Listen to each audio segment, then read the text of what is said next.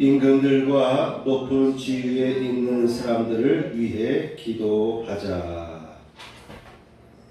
지난주에 이어서 말씀을 전합니다. 사도 바울은 디모데에게 보낸 서신에서 오늘 본문의 내용을 보게 되면은 내가 첫째로 권한다 라면서 시작합니다.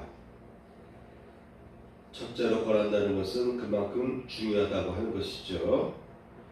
그가 전한 내용에 보면은 모든 사람을 위하여 간구와 기도와 도구와 감사를 하되라고 2절에서 밝히고 있습니다. 모든 사람을 위해서 기도하는데 간절히 간구하라. 이런 내용들은 이미 지난 주일날 다 다뤘습니다. 간구와 기도와 도구와 간구나 기도나 도구나 또는 마지막에 나오는 감사도 다 기도의 내용에 포함되는 것입니다. 그런데 사도 바울은 같은 내용일 수 있는 단어들을 네 가지를 쭉 연결해서 설명하고 있습니다. 그래서 어떤 분들은 이 네 가지를 명확하게 구분하기 위해서 두 번째 나오는 기도는 막연하게 하나님을 향하여서 바라보는, 하나님을 응시하고 하나님을 바라보며 기도하는 그런 식으로 해석하기도 합니다. 왜냐하면 간구라는 단어가 소원, 간청, 애원, 탄원, 청원 이런 뜻을 포함하고 있기 때문에 구태여 구분하면 그런 식으로 구분하려고 하더라고요. 중보는 만남, 청원, 중재, 탄원 이런 내용이 있습니다. 이렇게 같은 말이라 할지라도 같은 기도를 할지라도 그 뉘앙스가 조금씩 다르죠. 사도 바울은 이 네 가지의 명사를 사용해서 기도를 강조한 거예요. 기도 속에는 간절함이 포함되어야 된다. 그리고 중보하는 내용이 포함되어야 된다. 그리고 감사하는 내용이 포함되어야 한다라고 했습니다. 이러한 네 가지의 기도 내용 속에 마지막에 사도 바울은 감사의 내용을 포함시켰습니다. 특히 여기서 이 감사라고 하는데 모든 사람을 향해서 바라볼 때 우리가 그 사람의 좋은 점들, 선한 점들을 캐치할 필요가 있는 거예요. 그래서 그런 좋은 점들이 나타나는 것에 대해서 하나님께 감사의 기도를 드릴 필요가 있다고 하는 것이죠. 가족을 위해서 기도할 때도, 가족 한 사람 한 사람을 위해서 기도할 때도, 여러분 주변에 있는 지인을 위해서 기도할 때도 그 사람의 장점이 있어요. 그 사람의 선한 점이 있습니다. 선한 모습들이 있어요. 그러면 그런 그의 장점에 대해서 하나님께 감사의 기도를 드릴 필요가 있어요. 가정에서도 자녀들을 양육할 때 또 여러분 주변의 지인들과 관계하면서 어떠한 문제를 지적할 때가 있어요. 그런데 지혜로운 사람은 지도를 받으면 어떠한 문제에 대한 문제점을 제시받으면 바로 캐치하는 사람이 있어요. 누구나 다 그러한 제안을 받을 때는 기분이 좋지 않습니다. 자존심이 상하잖아요. 그럼에도 불구하고 지혜로운 사람은요, 그 조언을 귀담아 듣고 나에게 이런 문제가 있구나라고 생각을 합니다. 그런데 대부분의 경우는 그렇게 선한 방향으로 반응하면 좋은데 오히려 움츠러들고 내가 상했다. 저 사람은 나를 무시했다. 이런 반응을 하기가 쉬워요. 그래서 자녀들에게도 어떠한 문제를 이렇게 자꾸 지적하면은 아이들이 그 문제를 고치는 것이 아니라 지적하면 지적할수록 안 고쳐지는 경향이 있어요. 그렇죠? 주변 지인들과의 관계도 마찬가지입니다. 한두 번 얘기를 했을 때 그 사람이 캐치하고 깨닫는 사람이 있는다면 아무리 얘기해도 못 알아듣는 분이 있습니다. 그러면 점점 강도가 강해지잖아요. 그 문제를 명확하게 하기 위해서 자꾸 설명하게 되고 보충 설명하게 되고 또 얘기하고 또 얘기하면 상대방은 한 번 얘기했으면 됐지 왜 자꾸 얘기해 하면서 또 거부 반응을 일으키고 그러다 보면 서로 간에 담이 생길 수가 있어요. 대부분의 경우는 그렇습니다. 그래서 지혜로운 사람들의 경우처럼 우리가 그렇게 조언했을 때 깨닫는 사람도 있지만 깨닫지 않고 오히려 역방향으로 반응이 일어날 수 있다. 그런데 오히려 그 사람의 좋은 점을 자꾸 부각시켜주면 업돼가지고 그 부정적인 행위도 오히려 줄어들 경향이 있어요. 그렇다고 해서 어떤 조언을 하지 말라는 거 아닙니다. 그죠? 조언을 할 건 해야 돼요. 근데 가급적이면 참고 이왕이면 둘러서 말하고 예를 들어서 말하고 어떨 때는 지원할 때도 있겠죠. 그런데 그렇게 한두 번 얘기해도 못 알아듣게 되면 거기서 멈춰야 됩니다. 반면에 그 사람의 장점을 자꾸 부각시켜주고 칭찬하고 그러면 그런 가운데서 어떤 문제를 지적해주면요 잘 받아들여요. 이와 같이 사람을 바라볼 때 너무 이 사람은 이런 게 문제예요, 이 사람은 이런 게 문제입니다, 저 사람은 이런 게 문제라서 안 돼요 라고 자꾸 부정적으로 이렇게 낙인 찍기보다는 그 사람의 선한 점들을 볼 필요가 있어요. 그래서 하나님께 하나님 이 사람의 이러한 모습을 보니까 감사합니다 하면서 하나님께 그 사람에 대한 중보 기도할 때 또한 주변 사람들에서 기도할 때 감사의 내용을 포함시킬 필요가 있다. 그러면 나도 나의 마음이 풍요로워지고 은혜로워지고 내게도 감사가 넘쳐나게 되고요. 나의 그 같은 감사의 기도를 하나님께서 기쁘게 받으셔야 돼요. 그리고 내가 기도하는 그 대상을 또한 하나님께서 은혜를 주셔서 마음을 녹여주시고 그 장점, 좋은 점들이 더 활성화되도록 하나님께서 또 역사할 수가 있습니다. 그래서 내가 기도해주는 대상이나 나 자신을 위해서도 또한 하나님께서도 마찬가지죠. 감사하는 마음을 표할 필요가 있습니다. 이거 싫어요, 저거 싫어요, 이거 안 돼요, 저거 안 돼요, 왜 이렇게 안 됩니까? 하고 계속 모든 것을 부정적으로만 기도하면은 여러분 자녀들이 그렇게 반응한다고 생각해 보세요. 부모 입장에서 볼 때 그걸 기쁘게 받아들일 수 있겠습니까? 너는 왜 사사건건 뭐든지 다 부정적이냐?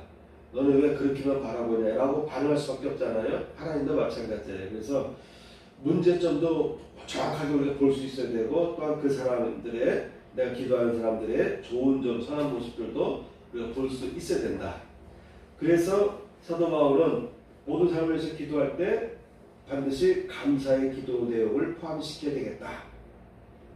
감사의 기도 내용을 포함시켜야 된다라고 하는 그 같은 취지에서 이와 같이 기도에 대해서 간구하라, 간절히 간구하라, 기도하라, 도고 중보 기도하라, 그리고 마지막에 감사를 하라라고 그랬던 것입니다. 두 번째 내용은 2절에 나오죠. 2절에 하되라고 되어 있죠. 하되. 모든 사람을 위해서 기도하되.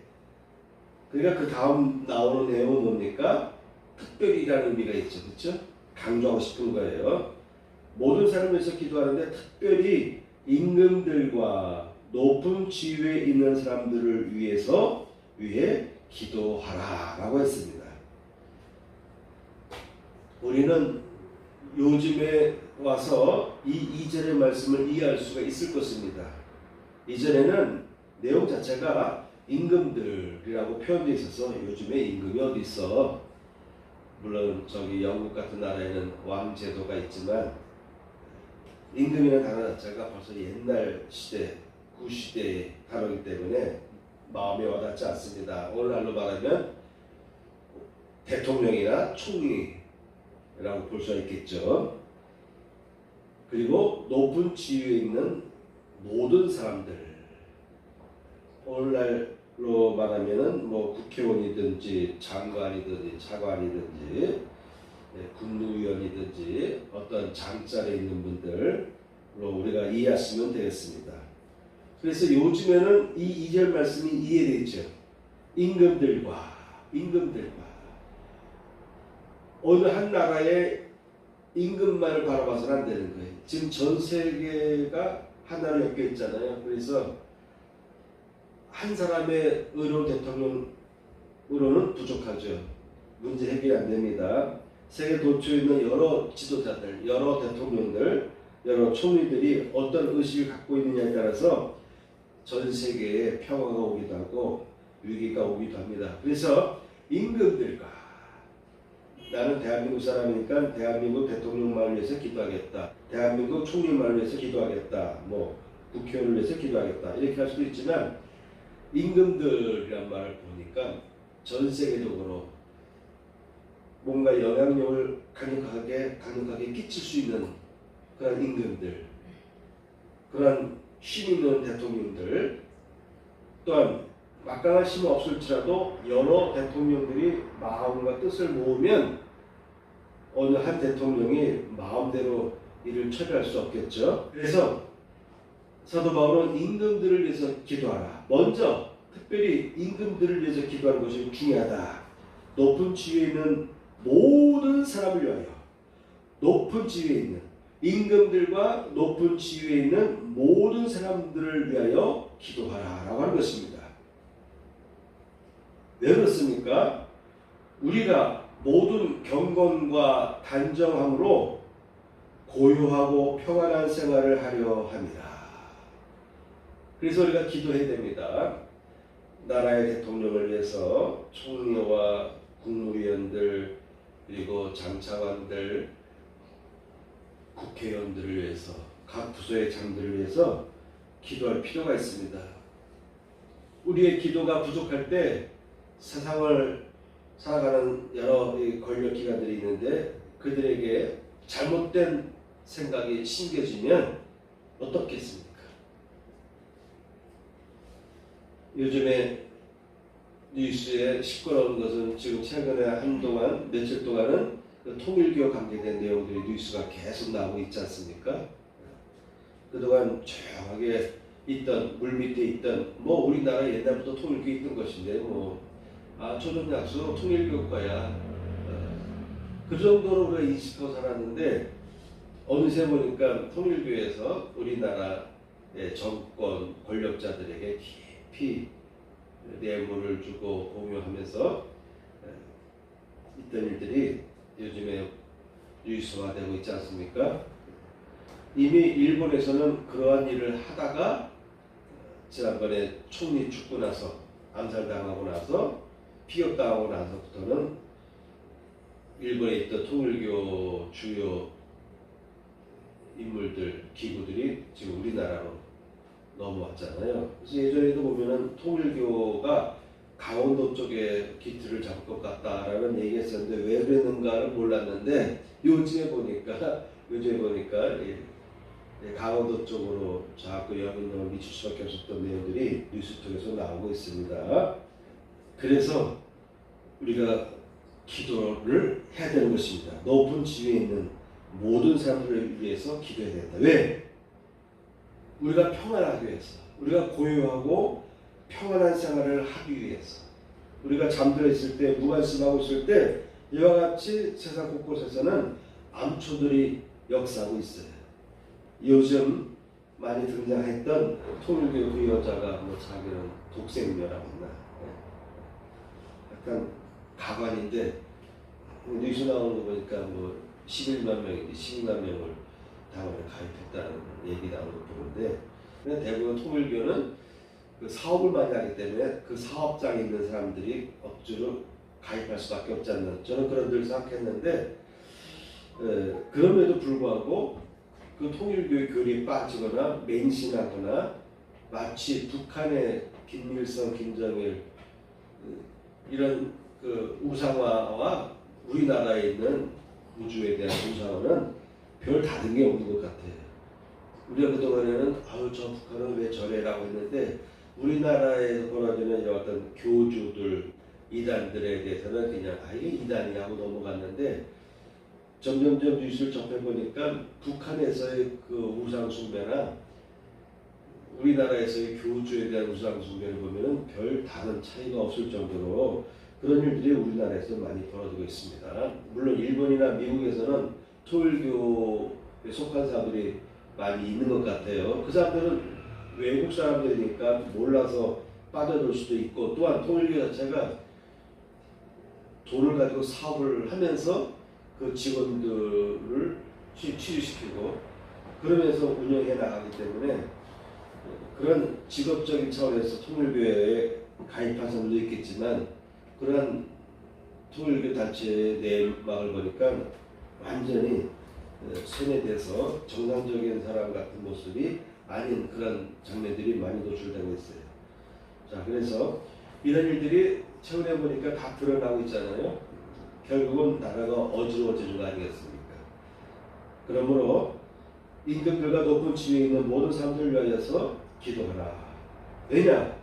우리가 모든 경건함과 단정함으로 고유하고 평안한 생활을 하려 함이라.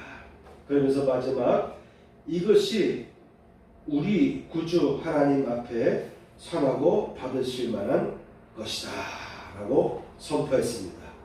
이와 같이 기도하는 것은, 모든 사람을 위해서 기도하는 것은 하나님 앞에 선하고 받으실 만한 것이다 했으니까, 여러분 모두 매일매일 기도할 때 이런 내용을 상기하시면서 기도하시길 바랍니다. 내가 기도 안 하니까 나라가 어려워진다라고 생각해 볼 필요도 있어요. 아, 왜 이래? 왜 사람들이 저렇지? 라고도 할 수 있지만, 그만큼 내가 기도를 안 했구나라는 것을 인식하시고 때에 따라서 회개도 하면서 이런 모든 사람들을 위해서 여러분들이 기도해야 됩니다. 내가 기도하는 만큼 세상은 바뀌는 거예요. 내가 기도하는 만큼 하나님께서 평안한 환경을 형성해 주는 것입니다. 이와 같이 임금들과 높은 지위에 있는 사람들을 위해서 기도하지 않으면 어떤 일이 벌어지겠습니까? 로마에서는 네로가 등장했죠. 그래서 기독교의 박해가 본격적으로 시작됐습니다. 중세에는 캐톨릭이 타락을 해서, 그래서 캐톨릭 내에 있는 성직자들이 또는 신학자들이 종교 개혁을 추진합니다.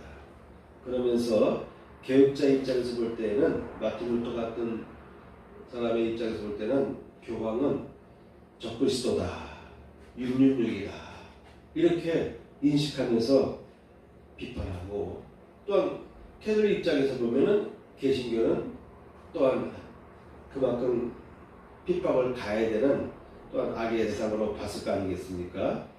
이와 같이 성경에 보면은 짐승들이 등장할 것이라고 했는데, 짐승은 권력자를 의미합니다. 대통령이거나 임금이거나 힘 있는 자, 종교 지도자이거나 또한 국가 지도자, 그런 악한 짐승들이 등장한다라고 되어 있는데, 이처럼 네로든 히틀러든 때에 따라서는 종교적으로 악한 자가 등장할 수가 있고, 소련에서도 기독교를 박해하지 않습니까?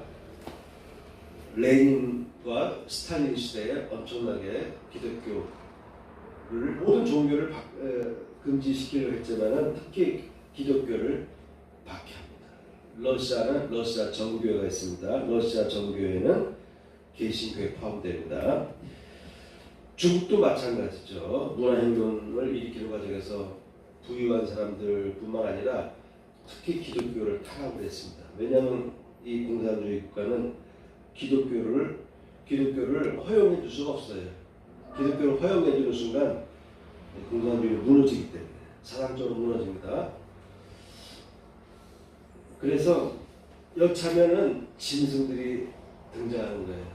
그래서 유다서와 베드로서 그리고 요한계시록에서 장차 지금도 활동하고 있는 짐승들이 있다.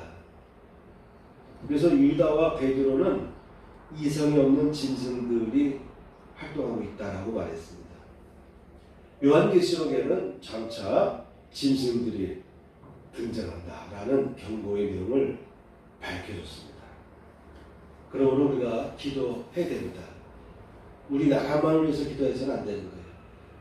여러 나라를 위해서, 전 세계를 바라보면서 중요한 나라들을 위해서, 그들의 지도자들을 위해서 기도할 필요가 있겠습니다. 마지막, 하나님께서 원하시고 계신다. 첫째, 모든 사람이 구원을 받으며. 하나님은 모든 사람이 구원받기를 원하는 거예요. 아멘. 하나님은 모든 사람이 구원을 받기를 원하십니다. 지금 공산주의 국가 시야에 살아가는 사람들이 할지라도 하나님은 그들이 구원받기를 원하셔요. 누군가 가서 계속 선교하고 말씀을 전하면서 그들의 마음을 녹이고 변화시켜야 됩니다. 그래야 세상에 평화가 오는 거 아니겠습니까? 이어서 진리를 아는 데 이르기를 원하노라. 진리를 아는 데 이르기를. 정확한 진리입니다. 정확한 진리. 에피그노시스라고 하는 이 단어는 정확히 알다, 인식한다, 이해하다, 깨닫는다 라는 내용을 담고 있습니다. 그래서 진리를 알면서도 정확하게 알 필요가 있다. 진리를 정확하게 알지 못하기 때문에 이단에 빠지는 거예요. 그렇죠? 이단에 빠지는 거예요. 통일교든 신천지든 통일교든 신천지든 그런데 홀려서 빠져서 맹조하는 사람들이 얼마나 많이 있습니까? 진리를 정확하게 알아야 되는데 정확하게 알지 못하기 때문에 그래서 이달에 빠지는 그런 사람들이 많이 생긴다라고 하는 것이죠. 자, 여러분, 하나님께서는 원하십니다. 원하고 계신데 어떤 걸 원하느냐? 모든 사람이 구원을 받기 원하시고 진리를 아는데 이르기를 원한다라고 하는 것입니다. 제가 마지막 예화를 잠깐 전해주고 시간 되면 다음에 또 이어서 전하도록 하겠습니다. 위에 나와 있는 사진은 이쪽에 있는 분이 아펜젤러, 그리고 그의 부인, 그리고 밑에 있는 두 분은 딸과 아들입니다. 군산에 가시면 아펜젤러 기념교회가 있고 그 기념교회 안에 옆에 한쪽에는 기념관이 있어요. 아펜젤러 기념관 2층으로 된 것인데 전라도 지역에 가면 목포 이런 데 가면은 선교사님들을 모시는 기념관들이 많이 있어요. 특히 전라도 지역에는 우리 기독교인들이, 한국 기독교인들이 예수 믿다가 순교당한 사람들이 많습니다. 특히 6.25 때 공산당에서 순교당한 사람들도 많아요. 그래서 전라도 지역에 가면, 특히 이 목포 지역에 가면은 크리스찬들이 순교당해서 순교당한 사람들에 대한 기념관들이 있고 또한 선교사들에 대한 기념관들이 있는데 군산에 가니까 이와 같은 사진이 전시된 곳이 있었습니다. 아펜젤러 기념교회인데 이곳은 아펜젤러가 왔던 곳은 아니에요. 아펜젤러가 옛날 우리나라의 조선시대에는 기독교가 평양, 북쪽에서는 평양 중심으로 기독교가 활성화됐어요. 그리고 남쪽으로는 물론 경성, 서울 쪽, 그리고 남쪽으로는 목포 같은데 기독교가 많이 활성화됐어요. 왜냐하면 선교사들이 많이 가서 그곳에 가서 선교 활동을 했기 때문에 그렇습니다. 아펜젤러도 선교 번역을 계속 하다가 주로 서울 지역권에서 하다가 지방에서 올라온 사람들을 생각해서 목포로 내려갈 계획을 잡았습니다. 그때 2명의 동행이 있었습니다. 2명의 동행이 있었는데 한 분은 조씨라고 하는 분인데 그분은 계속해서 아펜젤러를 도와가면서 성경을 번역하는 일에 많이 도와줬던 문관 출신입니다. 또 한 사람은 학생이었어요. 여학생이었는데 이 두 사람은 3등 칸에 있고 아펜젤러는 1등 칸에 있었습니다. 사진을 보니까 배가 크더라고요. 삼선이 배가 크더라고요. 목포로 내려가다가 군산의 어청도 인근에서 백길이 충돌이 일어나요. 두 상선이 충돌하면서 배가 이제 빠지게 되는데, 배가 주저앉게 되는데, 그 과정에서 아펜젤러는 얼마든지 구형보트를 타고 살아갈 수 있었지만 자기와 같이 동행했던 이 두 인물이 삼등칸에 있었단 말이에요. 삼등칸은 제일 밑바닥 아닙니까? 그래서 그 여학생 삼등칸에 있는 두 동행인들을 살려보려고 애를 쓰다가 아펜젤러도 끝내 그 배에서 나오지 못합니다. 그래서 순교한 거예요.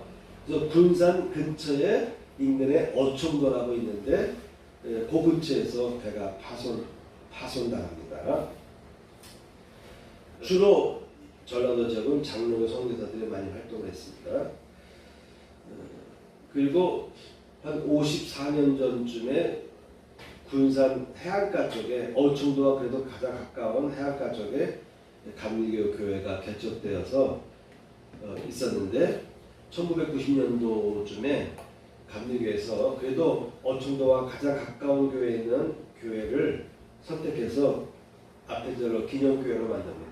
그래서 건축도 다 해주고, 그래서 한쪽은 기념관으로 또 한쪽은 예배처소로 가보니까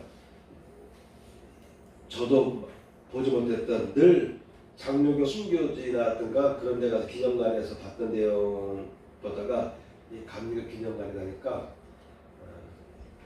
눈물이 나더라고요. 여러분, 제가 예루살렘의 통곡의 교회에 가서도 어떤 목사님들은 막 그곳에 가서 눈물이 막 나는데 나는 감흥이 없어요. 감흥이.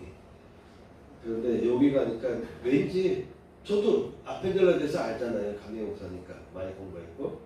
근데 가니까 이상하게 막 눈물이 나오더라고요. 그래서 왜 그럴까 하고 제가 자료를 보니까 그럴만하더라고요. 이분들이 우리나라의 최초로 인천제물포에 1985년도 4월 2일인가요? 부활절날에 제물포항에 제일 먼저 도착합니다. 그때 장로교의 선교사도 언더우드도 같이 그 배에 동승해서 인천항에 도착했는데, 왜 내가 오늘 이 이야기를 하는가 하면은 흥선대원군에 의해서 기독교가 우리나라에 전파될 수 없었잖아요. 세국 정책을 해서. 그런데 고조 황제가 일본에 있던 맥클레이 감리교 선교사와 연결을 하면서 특히 그때 우리나라의 김옥균이 중간 역할을 했던 것 같아요. 그래서 서로 만남을 통해서 기독교가 선교사들이 우리나라에 들어올 수 있도록 고조 황제가 윤호를 내립니다. 흥성대원군이 그렇게 세국 정치를 함에도 불구하고 고조 황제가 윤호를 한 거예요.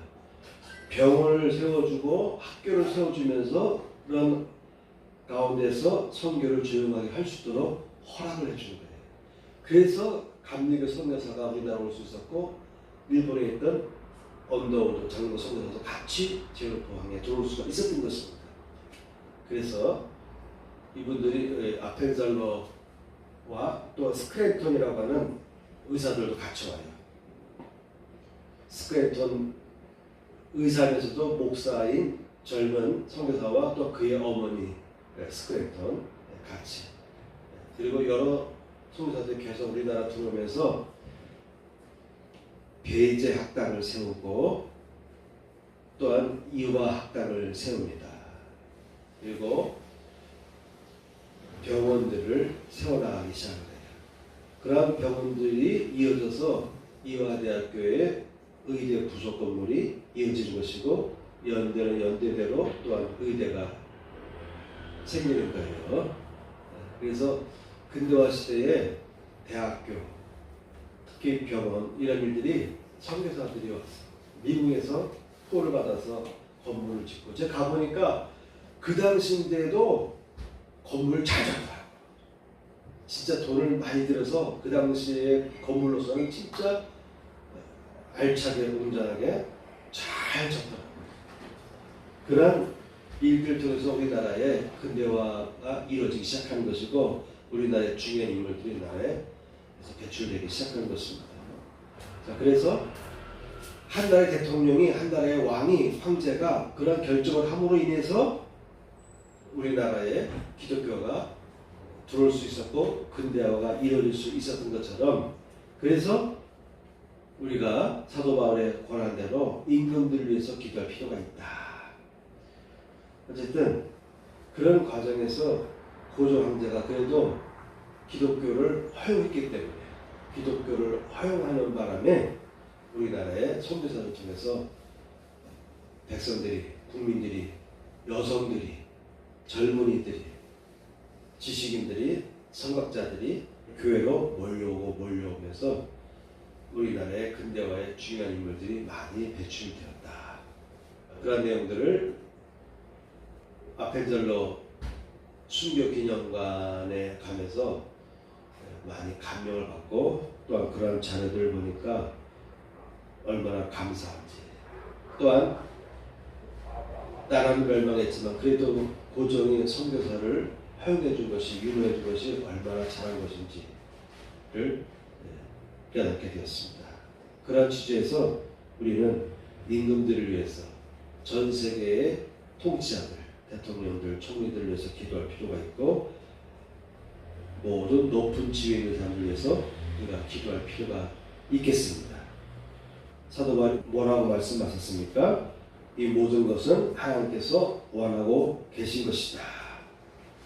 그러므로 2주에 걸친 이와 같은 내용을 여러분들 기억하시고, 매일매일 기도할 때 이 나라의 대통령과 높은 지위에 있는 분들을 위해서 중보 기도를 하시고, 또한 더 나아가서 세계 주요한 나라들의 통치자들을 위해서 기도하셔서 나라와 세계가 평안하고 경건한 삶을 영위해 나가시도록 여러분 노력하시길 축복합니다. 아멘.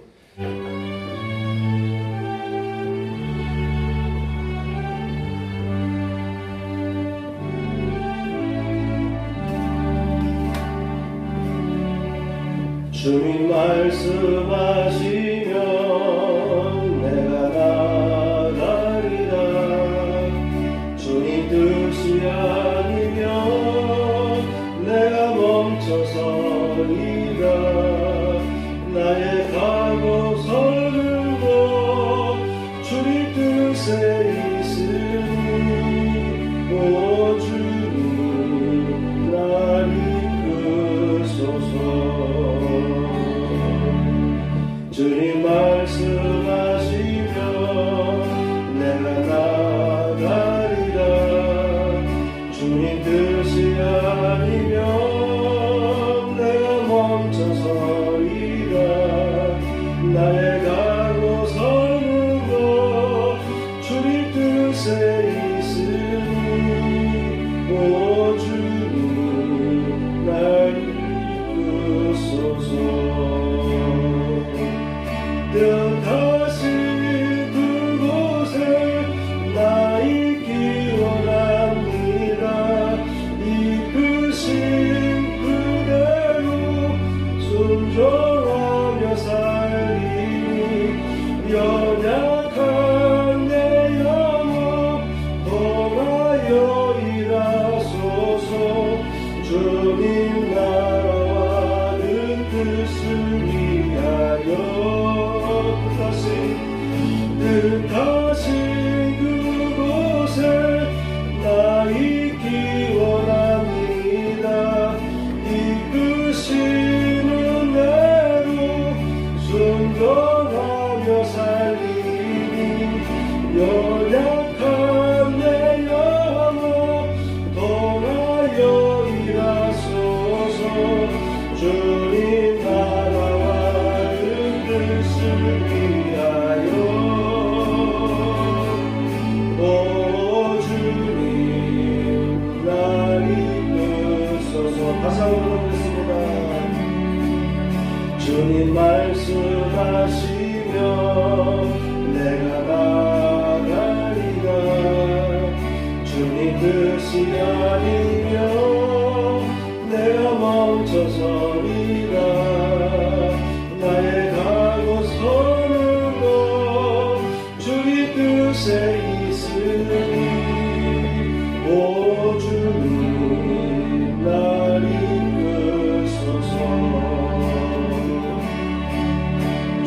말씀하시면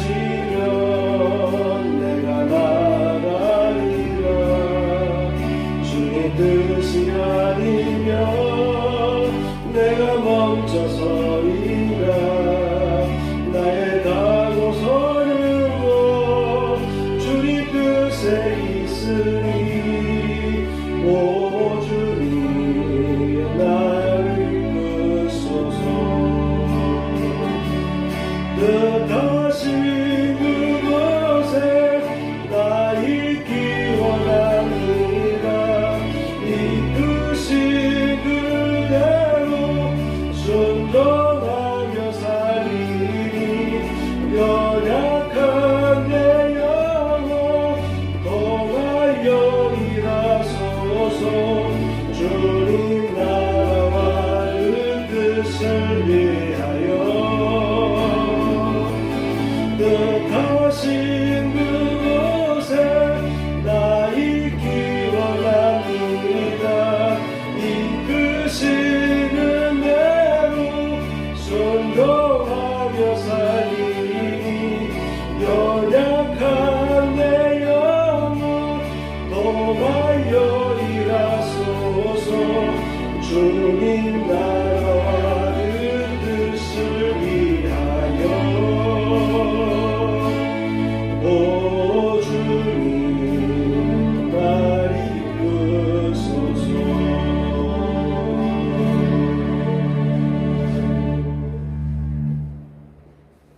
가슴에 손을 얹고 보호 기도를 드리겠습니다. 할렐루야. 하나님 아버지 감사합니다. 오늘 이 시간에도 귀한 인물들이 봉헌되었습니다.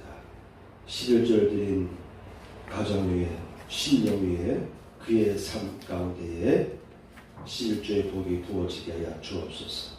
감사의 물과 주의 물도 분명하여 주옵소서. 한 주간도 이 세상을 살아감에 있어서 하나님께 영광 돌리며 감사할 것이 넘쳐날 수 있는 삶을 살아가도록 축복하여 주옵소서. 이제는 우리 구주 예수 그리스도의 은혜와 하나님 아버지의 극자하신 사랑과 성령님의 감동감화 역사하시니 이 자리에 참여한 성도들 위해 함께 하시기를 축복하옵나이다. 아멘.